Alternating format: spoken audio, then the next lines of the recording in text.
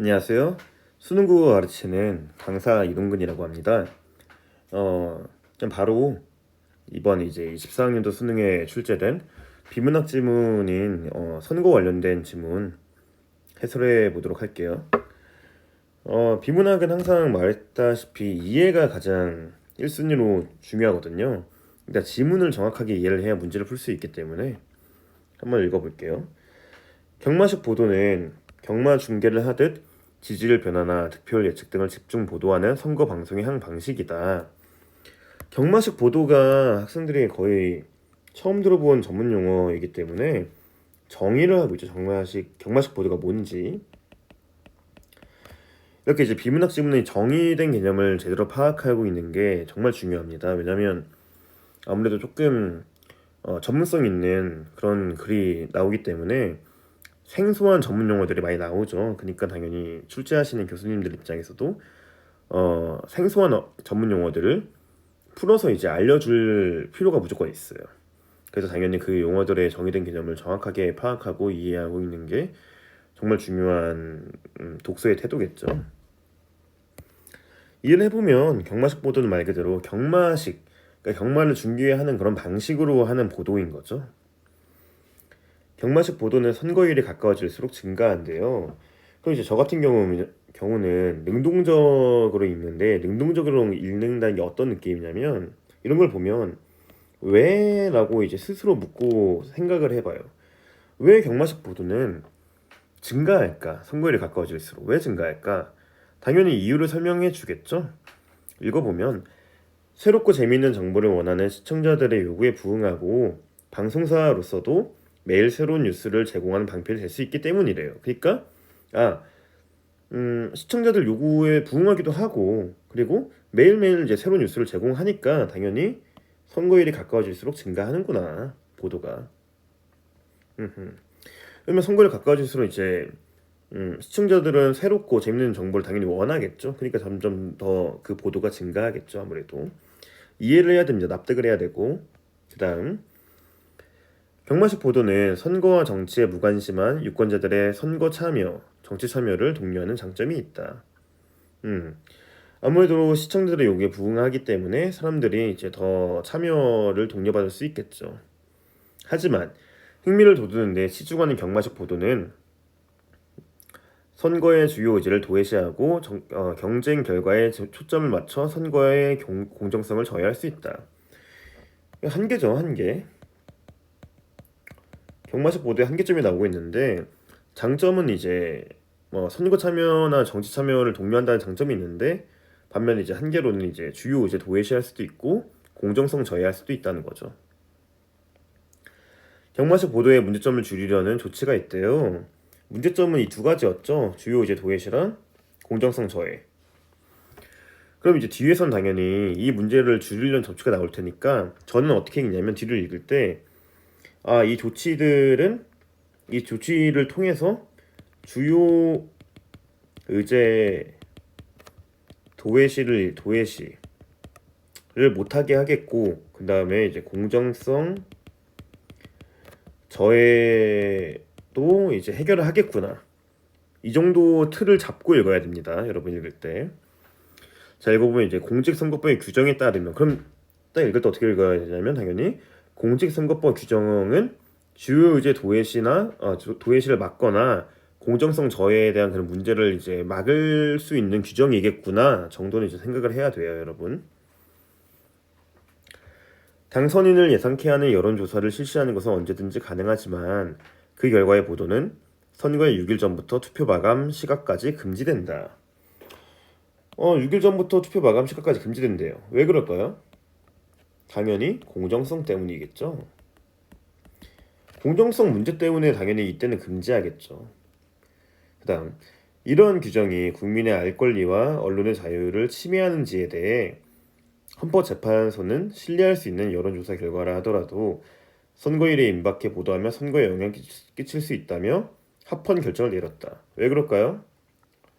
영향을 끼칠 수 있다? 다시 말하면 공정성을 저해할 수 있다. 그래서 합헌이라는 거죠. 조금 더 생각을 해볼까요, 여러분?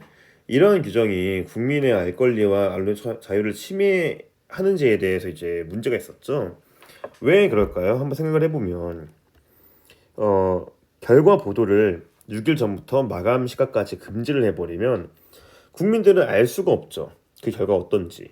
그러니까 알 권리가 침해가 된다고 볼 수도 있고 언론도 보도할 수 없으니까 그 자유를 침해받는다고 볼 수도 있겠죠. 납득이 돼야 됩니다.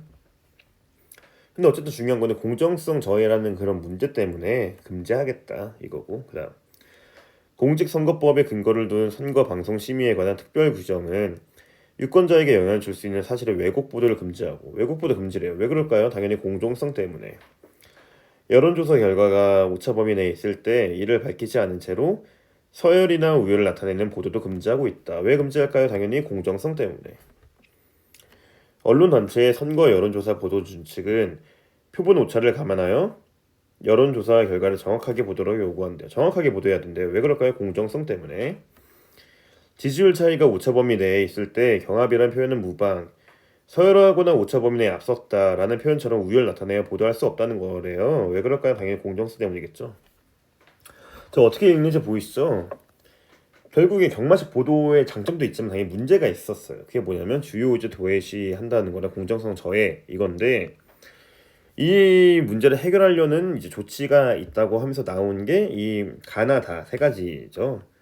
그러면서 읽을 때 이 가나다 세 가지가 이제 설명을 해줄 텐데, 어쨌든 경마식 보도의 문제점을 줄이려는 조치다라는 틀을 가지고 읽으면 쉽게 이해하면서 읽을 수 있습니다. 근데 이제 공정성 저해에 대한 문제를 해결한다는 건 알겠어요. 근데 중요한 거는 중요한 거라기보다는 이제 알아야 되는 거는, 생각을 해야 되는 거는, 그럼 주요 의제 도외시에 대한 문제는 어떻게 해결하지? 이런 생각을 해주면 좋겠죠. 한번 읽어봅시다. 이제 뒤에 경마식 보도로부터 드러난 선거 방송의 한계를 보완하는 방책 중 하나. 이제 3문단으로 넘어갔는데 결국에 얘기하는 게 좀 비슷해요. 아까 2문단에서도 경마식 보도의 이제 문제점을 해결하려는 조치가 나왔는데, 이번에는 선거 방송의 한계를 이제 보완한대요. 경마식 보도로부터 드러난. 그럼 당연히 이 두 가지에 대한 거겠죠. 이 두 가지 해결하려고 하는 거겠죠. 그게 이제 선거 방송 토론회일 텐데, 토론회라는데, 그러면 이제 생각할 수 있는 게 선거 방송 토론회를 활용하면 이 두 가지를 좀 해결할 수 있겠다 정도가 되겠죠. 읽어봅시다. 이 토론회를 통해 후보자 간 정책과 자질 등의 차이가 드러날 수 있는데 현실적인 이유로 추천 대상자는 한정된대요. 이 토론회, 그러니까 선거 방송 토론회를 활용해 가지고 이 두 가지의 문제를 어느 정도 이제 보완할 수 있겠다라는 말을 하고 있는 건데, 아까 이 문단에서는 공정성 저해를 많이 집중적으로 다뤘다면 이 문단에서는 후보자 간 정책과 자질 등의 차이를 드러낸다는 표현을 씀으로써 주요 의제 도외시의 문제를 해결하려고 한다고 이해할 수 있겠죠. 그 다음 근데 문제가 뭐예요? 현실적인 이유로 추천 대상자가 한정된대요. 봅시다. 공직선거법의 선거방송 토론회 규정은 5인 이상의 국회의원을 가진 정당이나 직전 선거에서 3% 이상 득표한 정당이 추천한 후보자, 또는 언론기관의 여론조사 결과 평균 지지율이 5% 이상인 후보자 등을 초청 기준으로 제시하고 있다. 근데 이제 많은 학생들이 이런 문제를 좀 골치 아파하는데, 왜 그러냐면 숫자 5, 3, 5 이런 숫자가 나오면 뭔가 학생들이 뭔가 중요해 보이고 뭔가 문제로 나올 것 같고 그러는데, 사실 이런 정보 같은 경우는 외울 수가 없어요. 왜 외울 수 없냐? 그러니까 여기서 이제 독서를 잘못하고 있는 학생들의 특징이 이런 정보를 외우려고, 암기하려고 들거든요. 암기하면 안 되고, 중요한 정보랑 중요하지 않은 정보를 이제 구별할 줄 알아야 돼요. 사실 이 부분은 이제 중요하지 않은 정보에 속하는 건데, 왜 그러냐면 너무 지엽적인 거라 그러거든요. 여기서 뭐 5인 이상, 뭐 3% 이상, 5% 이상 이런 걸 외우려고 하면 안 되고, 일단 그렇구나 하고 받아들이고 넘어간 다음에 만약에 문제에서 묻는다, 그러면 그때 이제 지문을 찾아서 풀어야겠죠, 문제를. 근데 이제 안 그래도 이제 시간이 촉박한 상황에서 이런 걸 이제 외우려고 하면 안 되고, 당연히 그냥 결국 하고 싶은 말은 이런 기준으로 한정되는구나. 그게 결국 핵심적인 정보이죠. 5인 이상의 핵심은 아닐 거 아니에요, 당연히. 그러니까 핵심적인 정보, 뭐가 지금 어떤 말을 하고 싶은 건지 이 지분에서 그걸 이제 판단할 줄 알아야 됩니다. 초청 기준을 제시하고 있대요. 그다음 다만 초청 대상이 아닌 후보자들을 위해 별도의 토론회 개최가 가능하고 시간이나 횟수를 다르게 할 수 있대. 그럼 저 같으면 이 부분을 좀 중요하게 볼 것 같거든요. 왜 그러냐? 왜 중요하냐? 그러니까 원래는 초청 대상자가 한정이 된대요. 현실적인 이유 때문에. 근데 무조건 한정되는 건 아니죠. 예외가 있죠. 예외적으로 초청 대상이 아닌 사람들끼리는 그 사람들을 위해서는 별도의 토론회가 가능하다는 거죠. 그러니까 초청을 못 받은 사람들은 무조건 못 하는 건 아니고 그들끼리 별도로 할 수 있다라는 예외적인 부분을 둔 거죠. 이런 거 문제로 나올 가능성이 크겠죠, 당연히. 그다음 이러한 규정이 선거운동의 기회균등 원칙을 침해하는지에 대해 한번 생각을 해봅시다. 왜 기회균등 원칙을 침해하는지. 이러한 규정이라는 건 당연히 앞을 지칭하는 건데 현실적인 이유로 초청 대상자를 한정하고 있죠. 그러니까 누구는 초청을 받고 누구는 초청을 못 받으니까 기회가 균등하게 나눠지진 않겠죠. 그러니까 그 원칙을 침해하는지에 대해 헌법재판소는 위헌이 아니라고 결정했다. 합헌이다 이거죠. 다수 의견은 방송 토론회의 효율적 운영을 고려할 때 초청 대상 후보자 수가 너무 많으면 제한된 시간 안에 심층적인 토론이 이루어지기 어렵고 생각을 해야 돼요. 계속 능동적으로 사고를 해야 돼요. 능동적으로 읽어야 되는데 이해를 한번 해봅시다.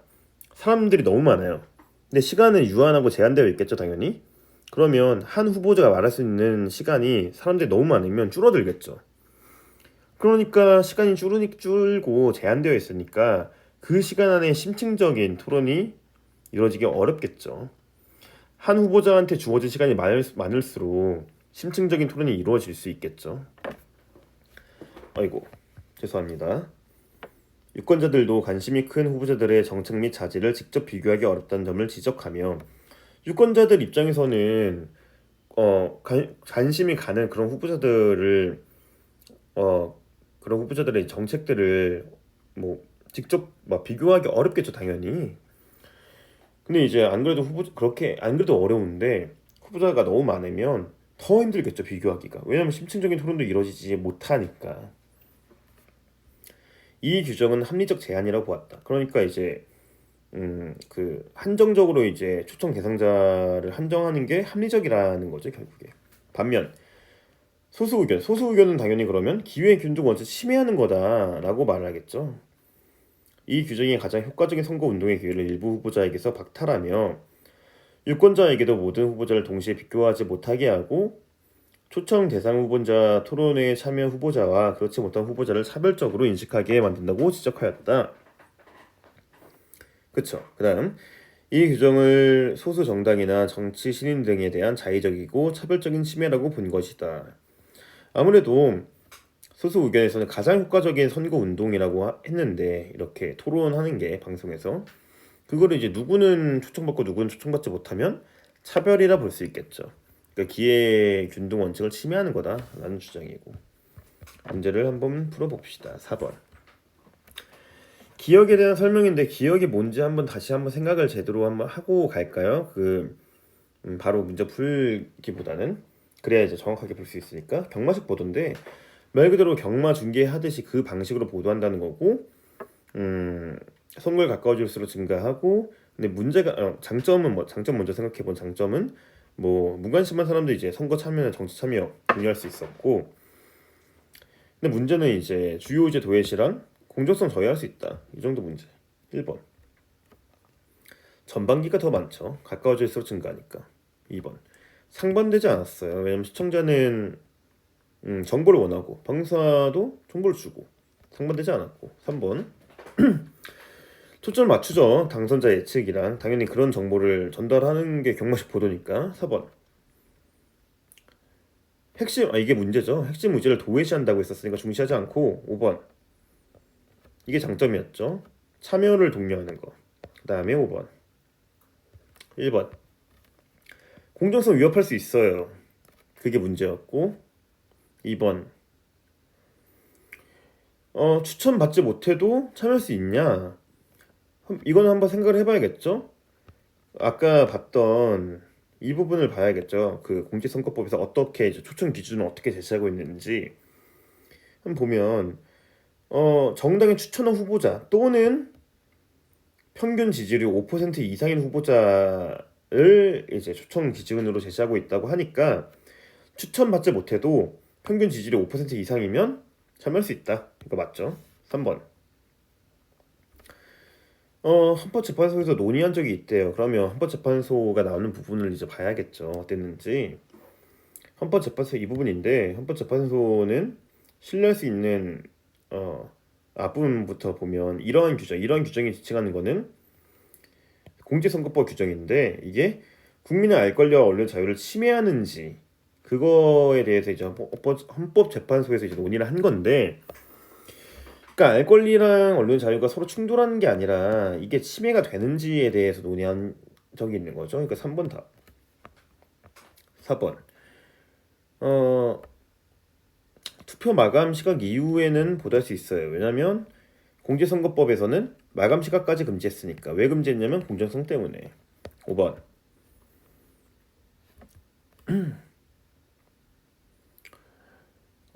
기회균등을 말하고 있는 건데 당연히 아까 그 한정을 해버렸으니까 그런 규정이 있었죠. 6번. 니은과 관련하여 A와 B의 입장인데 각각 A와 B가 어떤 입장인지를 한번 보면 A는 다수 의견이죠. 합리적이다. 이렇게 한정하는 게 합리적이다. B는 차별이다. 차별적 침해다 라고 본 거죠.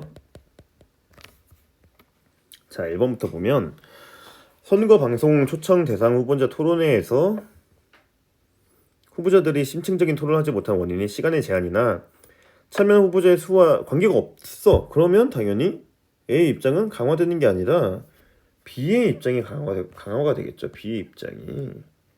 왜냐면 A가 주장하는 거는 사람 너무 많으면 뭐 시간도 없고 그래서 시간도 줄어드니까 심층적인 토론을 하지 못한다 이건데, 막상 심층적인 토론이 사람이 많아도 사람이 적어도 못하면 이거 심층적인 토론을 하지 못하는 이유가 시간이 부족해서나 뭐 사람이 너무 많아서가 아니라 다른 이유면 그럼 반박할 수 있죠. B 입장에서는 너네 말처럼 사람 많은 것 때문에 심층적인 토론 못하는 게 아니잖아.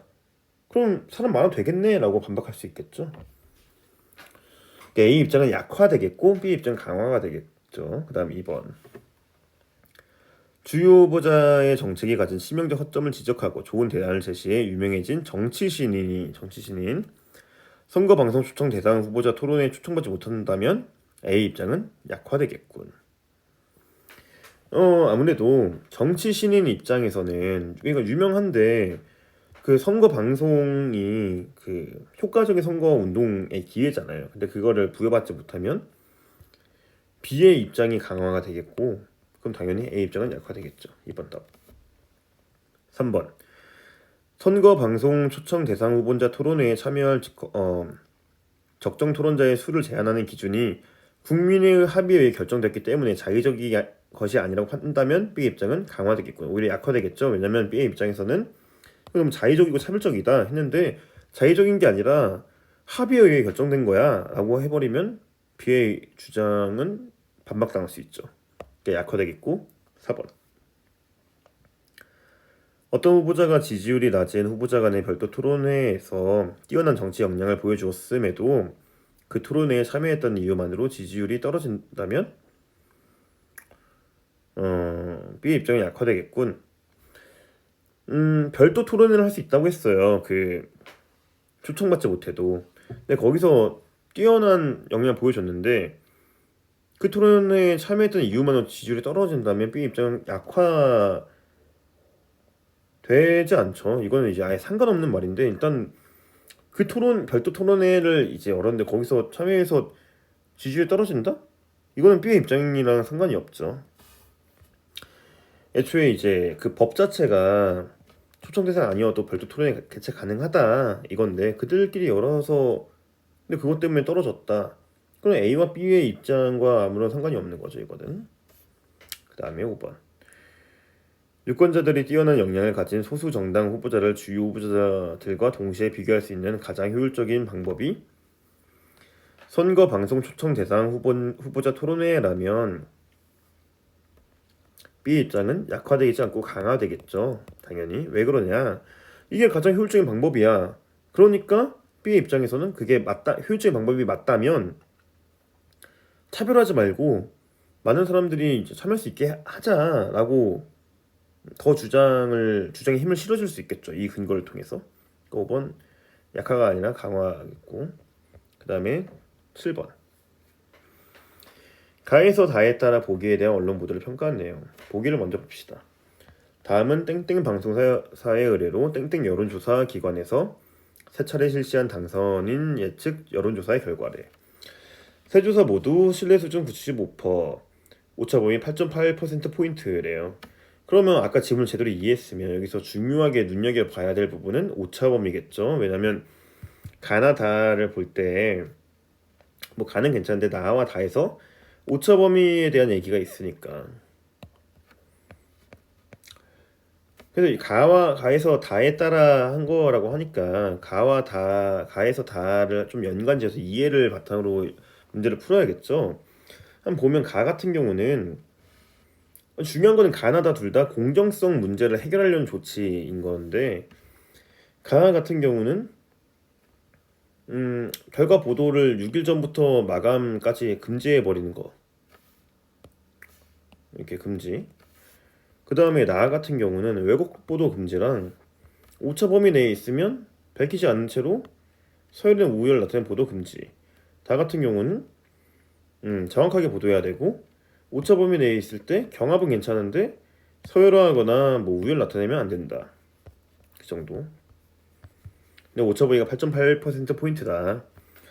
1차 조사를 보면 A, B 후보 간의 차이가 10%가 나죠. 10%포인트.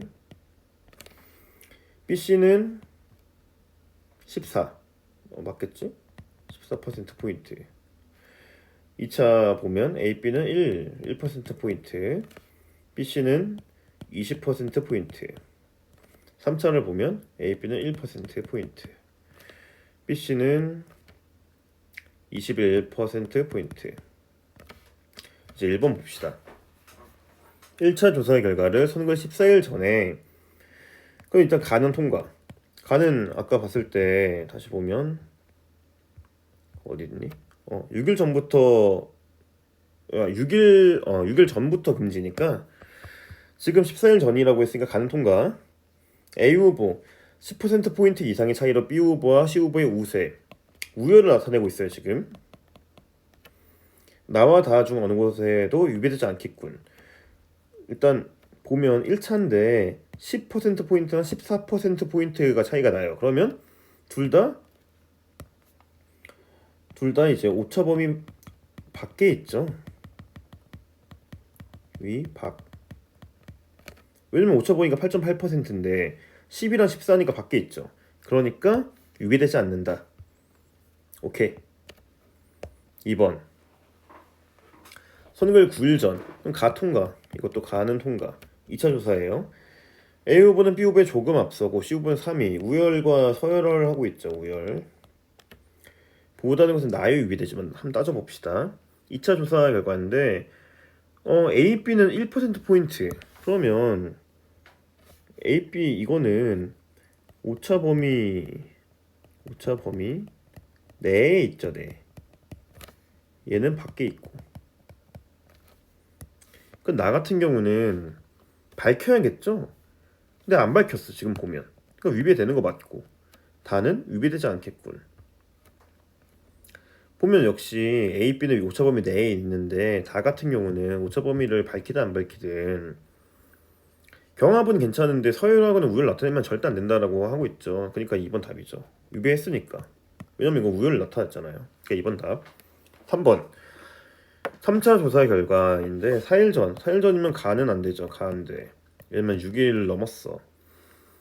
A 후보는 오차 범위 내에서 1위. 오차 범위를 밝혔죠?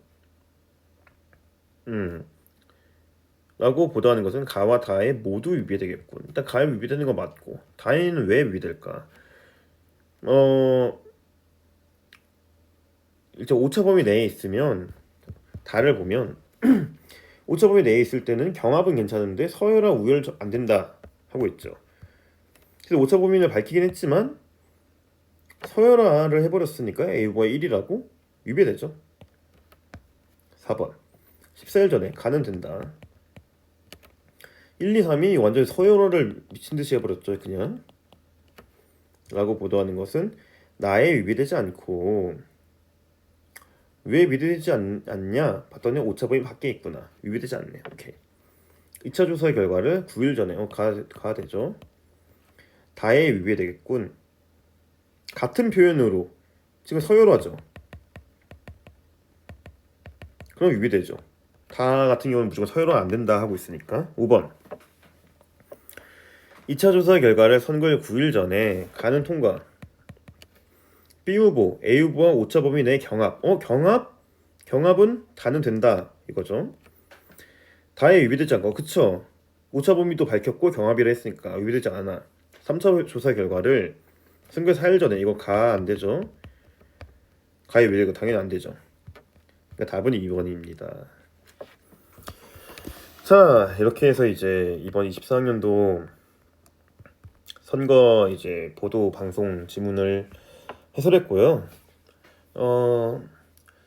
자세하게 해설을 하려고 하긴 했는데 혹시 제 설명이 좀 빠진 부분이 있을 수도 있으니까 잘 한번 영상 보고 이해 안 되는 부분이 있으면 댓글 남겨주시거나